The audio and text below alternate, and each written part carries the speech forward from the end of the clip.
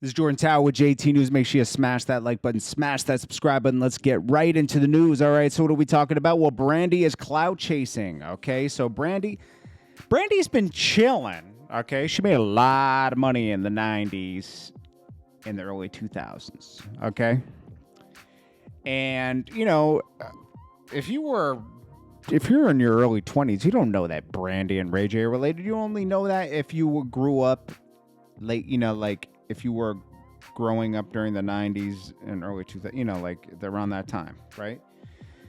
Jack Harlow was born in like 1999 or something. Like, so by the time he could like really process what everything was, Brandy was out the picture. Ray J, Brandy wasn't making music anymore like that.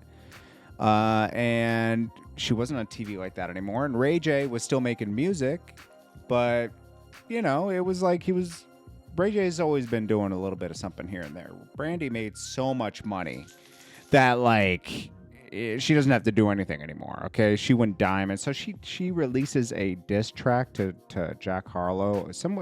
Whoever wrote it though, I gotta give him props, man. It sounds good, but come on, man. Like, who cares? Like, stop it, Brandy. I mean, just because he didn't know you and Ray J were related, come on, stop. 50 Cent reacts to KSOO's own father snitching on him. KSOO's father will testify against his own son. 50 Cent said, "Wow, I can't trust anybody anymore. I've seen it all." Even Young and Ace and Fulio reacted, said KSOO's innocent, and this is disgusting. I mean, your own father? Jeez. Here's another clout chase. Snoop Dogg, whenever he talks about Tupac, it's like, dude, the stories just evolve and get weirder and weirder. So now he's saying he fainted in the hospital when he saw Tupac.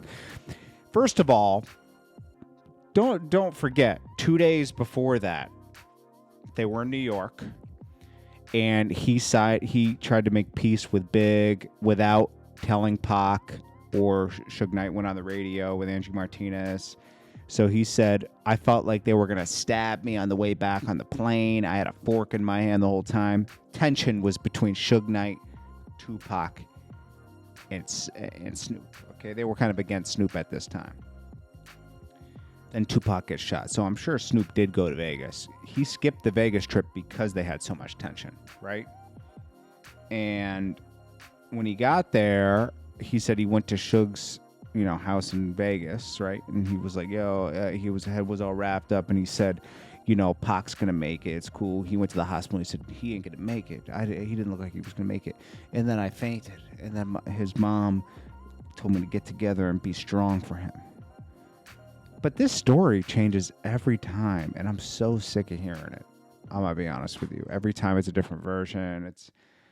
You had tension with Pac. I'm not saying you didn't have love for him, but it's like things weren't so happy-go-lucky,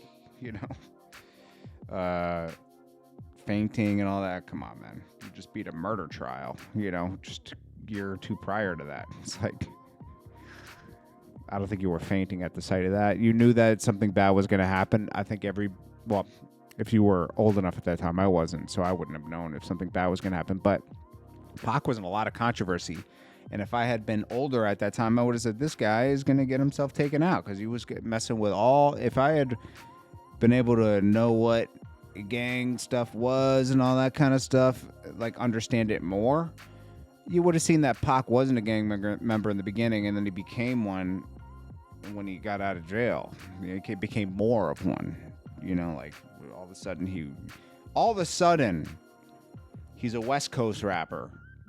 Like a full-on West Coast. I mean, he was what kind of West Coast before, but super full-on West Coast. And it just seemed like he was getting, even though he was amazing at acting, rapping, and everything, he was getting himself deeper involved in something that he really was doing for an image, and didn't grow up like that. I mean, he grew up in tough circumstances, but he didn't grow up in gang activity, So, like, nowadays, we would be able to highlight it more. Back then, it was more you just saw stuff in magazines. You had to wait 30 days for something to even get printed. Like, it was different. There was no quick access to anything. Then we got 600 Breezy challenging King Yellow to a fight. You ain't going to do anything. You guys met each other at the mall and nothing happened. It was like 2 kids in a sandbox slapping each other. It was nothing. Okay? Stop. All right. It's Jordan Tower with JT News. Make sure you smash that like button, smash that subscribe button. And they're just redirecting their problems. They both have a problem with Charleston White, but now they have problems with each other. It's like weird. Peace.